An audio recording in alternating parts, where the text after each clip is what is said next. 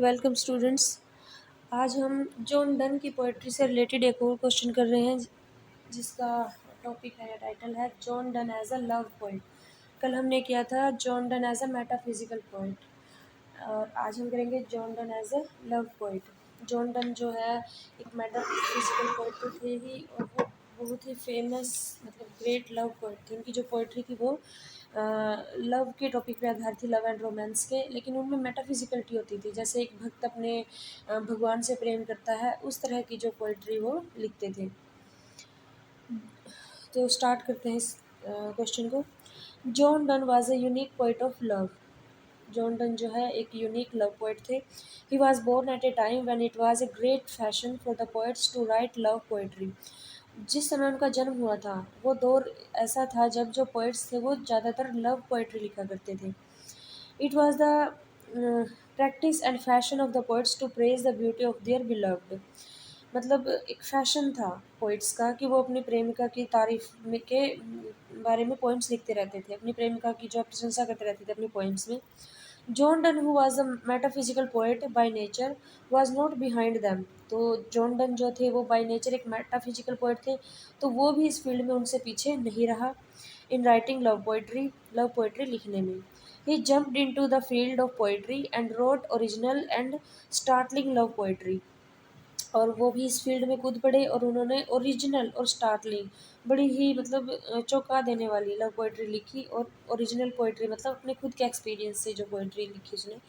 He was different from all of his contemporary poets in the sense that he did not follow the beaten path. He was different from all of his contemporary poets. वो अपने समकालीन कवियों से, poets से कुछ अलग था। और यानी कि मतलब उसने उनके जो बीटन पाथ था, यानी कि उसी रास्ते पे उनके रास्ते को फॉलो नहीं किया, उन्होंने अपना एक अलग ही रास्ता बनाया पोइट्री के फील्ड में। He is not the one who will dwell only on the beauty of his beloved. वो एक ऐसा व्यक्ति नहीं था जो केवल अपनी बिलव्ड यानी कि अपनी प्रेमिका की ब्यूटी पर ही ध्यान केंद्रित करे जैसा कि और पोइट्स करते थे। Sometimes he will praise the beauty of his beloved while other times he will scorn the woman। तो कई बार तो वो उसकी प्रशंसा करता था और कई बार वो उसको स्कॉन यानी कि उसको क्या कहते हैं, डांटता भी था, उसको धमकी भी, झिड़कता भी था, जैसे झिड़कता भी था अपनी बिलव्ड को। कई मौके ऐसे आते थे, यानी कि ओरिजिनल थी उसकी पोइट्री। तो कई बार कैसी सिचुएशन आती है रिलेशनशिप में, कई बार कैसी, तो उन दोनों को उसने मेंटेन रखा। His famous love poems are, उसकी जो फेमस लव पोइम्स हैं वो हैं the good morrow, the valediction forbidding mourning, the canonization, the sun rising etcetera. तो characteristics of John Donne's love poetry. अब जॉन डन की जो लव पोएट्री उनकी विशेषताएं अब हम पढ़ेंगे एक एक करके। Originality in John Donne's love poetry. Originality, उनकी जो पोइम्स की जो मेन खास बात थी वो थी ओरिजिनलिटी। उनकी जो पोइम्स होती थी वो ओरिजिनल होती थी। काल्पनिक तो कल्पना तो होती है पोइट्री में, लेकिन उन्होंने अपने जो खुद के एक्सपीरियंस थे उसके आधार पर जो है वो पोइट्री लिखी। और originality is an important characteristic of John Donne's love poetry. John Donne की लव पोइट्री की जो एक खास बात थी वो थी originality. He deviated from contemporary rules. उसने अपना कंटेम्प्रेरी रूल, जो समकालीन रूल्स थे, नियम थे पोइट्री लिखने के, उनसे अपना रास्ता थोड़ा अलग किया। डेविएटेड होता है रास्ता भटक जाना, यानी कि वो तो जानबूझ के थोड़ा अलग रास्ता पकड़ा उन्होंने।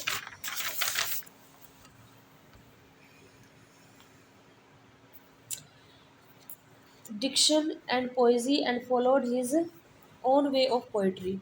उन्होंने अलग तरह का एक शब्द चयन, शब्दों का चयन किया और अलग तरह की कविताएं उसने लिखनी शुरू की और एक अलग ही रास्ता उन्होंने अपनाया। He explored such topics in his poetry which had never been discussed before him by any poet or author of books. उन्होंने ऐसे ऐसे टॉपिक्स पर पोइट्री लिखी जो कभी किसी भी पोइट ने, पहले किसी भी पोइट ने या किसी भी बुक के ऑथर ने कभी डिस्कस नहीं किए थे। That's the reason we can safely call him the most original poet in the history of English literature. इसलिए हम उसको यही कारण है कि हम जॉन डन को एक most original poet in the history of English literature कह सकते हैं। He presented different ideas in his poetry before his readers. उन्होंने अपने रीडर्स के सामने एक डिफरेंट आइडियाज़ पोइट्री के पेश किए। For example, my face in thine eyes thine in my appears where can be find two better hemispheres. उनकी जो सोच थी वो अर्थली जो प्रेम है उससे कहीं बढ़कर मेटाफिजिकल तरीके से थी। जिस तरह उसने अपने बिलव्ड को के फेस को और अपने फेस को टू हेमिस्फेयर की संज्ञा दी है, दो गोलार्ध की, दो मिल के एक फुल सर्कल कंप्लीट करते हैं, एक ग्लोब बनाते हैं। तो ये थी एक ओरिजिनलिटी जो थी उनके लव पोएम्स की एक विशेषता थी। नेक्स्ट है blend of love and scorn in Donne's poetry. Donne की पोइट्री में मिक्स होती थी लव और स्कॉर्न। वो मतलब झिड़कता भी था अपनी बिलव्ड को और उसकी उसे प्रेम भी करता था, उसकी पूजा भी करता था। तो ये दोनों चीज़ें मिक्स थी उनकी पोइट्री में, जो कि ओरिजिनलिटी का प्रतीक है। In any other Elizabethan poetry or love poetry, either the poet wants to praise the beauty of his beloved or he complains about indifferent manner of his beloved। कि जितनी भी जो एलिजाबेथन पोइट्री या love poetries हैं उनमें poets क्या करते हैं, या तो अपनी प्रेमिका की तारीफ करते हैं, प्रशंसा करते हैं, या फिर कंप्लेंट करते हैं किस एक इनडिफरेंट मैनर में उसकी, अपनी बिलव्ड की, अपनी प्रेमिका की या तो प्रशंसा करते हैं या फिर कंप्लेंट करते हैं। These there is only one strain of feeling and emotions in their poetry. उनकी पोइट्री में फीलिंग और इमोशंस का केवल एक ही तनाव होता था, यानी कि एक ही भाव होता था। But in case of John Donne he is totally different from them. लेकिन जॉन डन के केस में वो बिल्कुल उन सबसे अलग थे। In one of his poems he calls his beloved A murderous. अपनी एक पोएम में तो वो अपनी प्रेमिका को एक मर्डरस कहते हैं, मतलब कातिल। He tells her that after his death he will come to her as a ghost। और दूसरी ही उसी पोएम में मर्डरस बोलते हैं और अपनी पोएम प्रेमिका को बोलते हैं कि आफ्टर हिज डेथ, अपने मरने के बाद मैं एक घोस्ट के रूप में आऊँगा उससे प्रेम करने। This is how he presents his love to the lady but he also shown his anger. तो इस तरह से वो अपना प्रेम दिखाता है। वो अपना प्रेम बड़े प्यार से उसको कहता है कि तुम एक मर्डर कर देने वाली हो और मैं मरने के बाद एक घोस्ट बन के तुम्हारे सपने में आया करूँगा या तुम्हारे पास आया करूँगा। तो ये तो था तरीका कि वो किस तरह अपनी जो बिलव्ड से प्रेम करते थे। But he also shown his anger. लेकिन कई बार कई पोइम्स में कई जगह वो अपना गुस्सा भी दिखाते हैं। He said to her that if she would not support him he will die and come back to her as a ghost. ये ऊपर वाली बात होगी। एक तरफ तो उससे उसकी प्रशंसा करता है और दूसरी तरफ वो उसको डांटते हुए, उसको झिड़कते हुए कहता है कि अगर तुम मुझे सपोर्ट नहीं करोगी, मतलब तुम भी मेरे से इतना ही प्रेम नहीं करोगी जितना मैं तुमसे करता हूँ, तो मैं मर जाऊँगा और घोस्ट बन के तुम्हारे पास आऊँगा, यानी कि बदला लेने के लिए। ये दो रीज़न हो सकते हैं इसके घोस्ट बन के आने के। उसके बाद है मेटाफिजिकल स्ट्रेन। मेटाफिजिकल जो भावना है, मेटाफिजिकल पैरानॉर्मल, जो मैंने पिछली वीडियो में बताया था, जो इस फिजिकल वर्ल्ड से कुछ ज़्यादा। Another unique quality of Donne's poetry is metaphysical strain.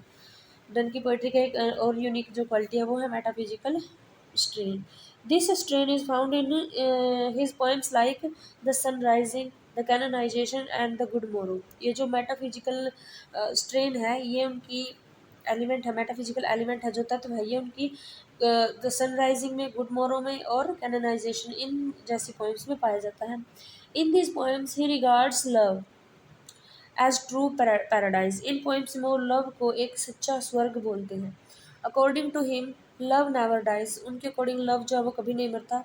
It is permanent, यह परमानेंट है। In canonization love has been regarded as a holy thing. Canonization poem में लव को उसने एक पवित्र वस्तु बताया है। Here he has treated his beloved as a saint. इस पोएम में उन्होंने अपनी बिलव्ड को एक बिलव्ड की एक सेंट की तरह पूजा की है, मतलब बहुत पवित्र मानता है वो उसको। He says call us what you will. इस कैनोनाइजेशन में वो बोलता है कि call us what you will, तुम्हें जो बोलना है हमें बोलो। We are made by such love. हमें तो हमारे प्रेम ने ऐसा बनाया है। Call her one me another fly. तुम उसको, यानी कि अपनी जो उसकी बिलव्ड है, जो उसको और मुझे दो अलग अलग फ्लाइज बोल सकते हो, या पतंगे जैसे कीट पतंगे जो होते हैं, आई थिंक वो जो दिए के या बल्ब के रोशनी के चारों तरफ घूमते हैं, ठीक है। तो हमें वो दो मक्खियाँ बोल सकते हो। We are tapers too. And at our own cost die. हम टेपर्स हैं जो अपने नेचर की वजह से खुद खत्म हो जाते हैं, खुद ही एक मोमबत्ती की तरह जो अपनी नेचर की वजह से खुद ही पिघल जाते हैं। या तो एक मोमबत्ती का एग्जांपल ले लो या फिर उन फ्लाइज का जो अपनी मर्जी से उस बल्ब की उस रोशनी की तरफ जाते हैं और मर जाती हैं। उनको कोई ज़बरदस्ती वहाँ नहीं भेजता। लेकिन जो तुकबंदी है कविता में वो दोबारा पढ़ेंगे बिना एक्सप्लेनेशन के। Call us what you will, we are made by such love, call her one me another fly, we are tapers too and at our own cost die. In Donne's love poems, another important quality is strain of happy married life and joy of conjugal love. उनकी जो poetry थी वो एक अविवाहित प्रेमी प्रेमिका की बजाय एक विवाहित प्रेमी जोड़े के बारे में थी। It is expressed in many poems like canonization, the valediction, forbidding mourning, etc. Canonization में valediction, forbidding mourning में जो प्रेमी प्रेमिका है वो कौन है, वो पति पत्नी है। In these poems, woman appears as angels and arts. In poems में woman को एक angel के रूप में दिखाया गया है। The lyrics which convey conjugal and sensual love are intense, pure and sincere. और जहाँ ये जो लिरिक्स जो मतलब शब्दों का प्रयोग किया गया है यहाँ पे, वो कंजुगल एंड सेंसुअल लव, वो वैवाहिक मतलब जो पति पत्नी दंपति जो होते हैं उनके प्रेम के बारे में है। और वो बड़े तीव्र हैं, प्योर हैं और निष्कपट हैं। They are full of spiritual passion, उनमें स्पिरिचुअल पैशन भरा हुआ है। अगर उसको हम उनके जो प्रेम की बातें बताई गई है जो पोएम है, अगर उसको पति पत्नी की ना मानते हुए एक भक्त और पुजारी और उसके भगवान, एक भक्त और उसके भगवान के बारे में भी माने तो वो सेम सिमिलर होती है, फिट बैठती है। तो उसमें की जो पोएम्स में वो जो है स्पिरिचुअल टच होता है। Look at this lines, sweetest love I do not go for weariness of thee, nor in hope the world can show a fitter love for me. Sweetest love की अपनी वो पत्नी को कहता है sweetest love I do not go, मैं जा नहीं रहा हूँ, फॉर वियरिनेस ऑफ दी, कि तुम्हें मैं परेशान करके चला जाऊँ, मेरे जाने के बाद तुम पीछे परेशान हो जाओ, हार जाओ, थक जाओ। Nor in hope the world can show, और ना ही मुझे ये आशा है कि इस वर्ल्ड में मुझे मिल जाएगी अ फिटर लव फॉर मी, मतलब तुमसे बेटर कोई और प्रेमिका मुझे मिल जाएगी, मुझे ये भी आशा नहीं है।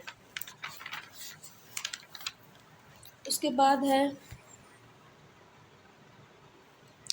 In fact, as a love poet, Donne tries to establish the union of the flesh and the soul. As a love poet Donne जो है वो फ्लैश और सोल यानी कि शरीर और आत्मा के यूनियन को इस्टेब्लिश करना चाहता है। The mood and the tone make his love poems a piece of reality. उसका जो मूड होता है और जो टोन होती है पोएम्स लिखने की या बोलने की, वो जो है ए पीस ऑफ रियलिटी होती है। In short he is an innovator of a new kind of love poetry. उन्होंने एक नए तरह की जो लव पोइट्री है उसकी खोज की है। Love limited philosophy, love limited philosophy, Donne's philosophy is limited to love. Donne की जो पोइट्री है वो प्रेम तक ही सीमित है। He has covered only one topic in his poems. अपनी पोइम्स में उन्होंने सिर्फ एक ही टॉपिक को कवर किया है, it is love. Only love poetry of John Donne is not limited to the philosophy of love but divine poems are also about love. उसकी जो लव पोएम्स हैं सिर्फ वही लव तक सीमित नहीं है, बल्कि जो डिवाइन पोएम्स है उसकी गॉड के प्रति, जो गॉड के लिए उसने लिखी है, वो भी लव के ही बारे में, उसमें भी सिर्फ लव है। However in divine poems love is for Christ and God. जबकि जो डिवाइन पोएम्स में जो लव है वो क्राइस्ट या गॉड के लिए है, और जो लव पोएम्स में जो लव है वो अपनी पत्नी के लिए है। In love poems it is typically between him and his wife. वो फिर से वही बात आ गई, एनी मूर। लव पोइम्स में जो प्रेम है वो उसके और उसकी पत्नी एनी मूर के बारे में है। Thus he has no worldly philosophy, इसलिए उनकी पोइम्स में कोई भी वर्ल्डली फिलोसफी नहीं है। जो भौतिक संसार के लोग, भौतिक संसार में जो प्रेम होता है वो क्या होता है, सिर्फ फिजिकल होता है, शारीरिक होता है। तो उसने अपनी पोइम्स में फिजिकल लव के बारे में कोई बात नहीं की। उसका जो प्रेम है वो स्पिरिचुअल है, गॉड के प्रति या फिर अपनी पत्नी के प्रति। ही नेवर टच्ड पॉलिटिक्स और other social issues of his society, no does he mention any sophisticated philosophy. In his poems. ना तो उन्होंने कोई पॉलिटिकल या और कोई सामाजिक इशू अपनी पोएम्स में लिया है, और ना ही उन्होंने कोई सोफेस्टिकेटेड कोई जटिल फिलोसफी का यूज़ किया है अपनी पोएम्स में। He is best in one and only one topic, love. वो अपनी एक ही टॉपिक में बेस्ट है, वो है love. He considered the physical love as lust and pure love is of the soul. उन्होंने जो फिजिकल लव है उसको एक लस्ट कहा है। जो फिजिकल लव है वो उसको लव नहीं मानता, उसने उसको एक लस्ट एक वासना कहा है सिर्फ। और जो प्योर लव होता है वो आत्मा का लव होता है। It makes him all over best love poet, और इसी से जो है उनको एक all over best love poet कहा जा सकता है। कुल मिलाकर सबसे अच्छा लव पोइट उसको कहा जा सकता है। आगे है वैरायटी ऑफ इमोशंस। उनकी पोएम्स में वैरायटी ऑफ इमोशंस पाई जाती है। His songs and sonnets are all about emotions. उनके जो सॉन्ग्स हैं, जो गीत है, जो सोनेट्स है, जो मतलब जो भी पोइट्री है उनकी, वो सारी इमोशंस के बारे हैं में है। What makes him the best poet of every century, जिसकी वजह से हर एक सेंचुरी में उनको एक बेस्ट पोइट का दर्जा दिया जा सकता है। नो प्रीवियस राइटर और poet has such a long list of emotions. कोई भी इनसे पहले या इनके बाद वाला किसी भी पोइट की लिस्ट में इमोशंस जो है इस तरह ऐसे इमोशंस नहीं यूज़ किए गए हैं। John Donne has what as John Donne has, जैसा कि जॉन डन की पोइम्स में है। What he experienced in his love affairs he expressed it in the form of poetry. जो भी उन्होंने अपने लव अफेयर्स में एक्सपीरियंस किया है वही सारी चीज़ें उन्होंने अपनी पोइट्री में एक्सप्रेस की हैं। Therefore every line, each word and every single poem of Donne is full of emotions। इसलिए उनकी जो हर एक कविता, हर एक वर्ड और हर एक लाइन जो है वो इमोशन से भरी पड़ी है। This capability of John Donne separates him from masses and helps him to gain the title of the best love poet. और यह जो उनकी क्वालिटी है वो उनको सभी और सभी से, बहुत सारे लोगों से, यानी कि और ज़्यादा और सारे कवियों से लगा लो, अलग करता है, जो उसको एक बेस्ट पोएट होने का टाइटल दिलवाता है। उसके बाद है supremacy of love in Donne's poetry. Supremacy, supremacy मतलब प्रेम की प्रभुता या प्रभुत्व। उनकी जो पोइम्स में एज अ लव पोइट, उनकी पोइम्स में जो है सुप्रीमेसी के मतलब प्रभुत्व किसका है, लव का है। John Donne considers love as an important thing in the world. John जो है प्रेम को संसार की एक महत्वपूर्ण वस्तु मानते हैं। He convince us that love is a permanent thing. वो हमें बताते हैं कि लव जो है एक परमानेंट थिंग है। And it won't come to an end, और इसका कभी भी अंत नहीं होता। It won't change with the passage of time, यह टाइम के साथ नहीं बदलता। Rather it will remain constant, जब बल्कि यह तो स्थिर रहता है फॉर एवर, हमेशा के लिए। Look at the following lines from his poetry where he says that love cannot change with the change in season, climate and time। ये कुछ लाइनें दी गई हैं जिसमें बताया गया है कि जो प्रेम है वो सीजन, टाइम या मौसम या क्लाइमेट के अकॉर्डिंग नहीं बदलता।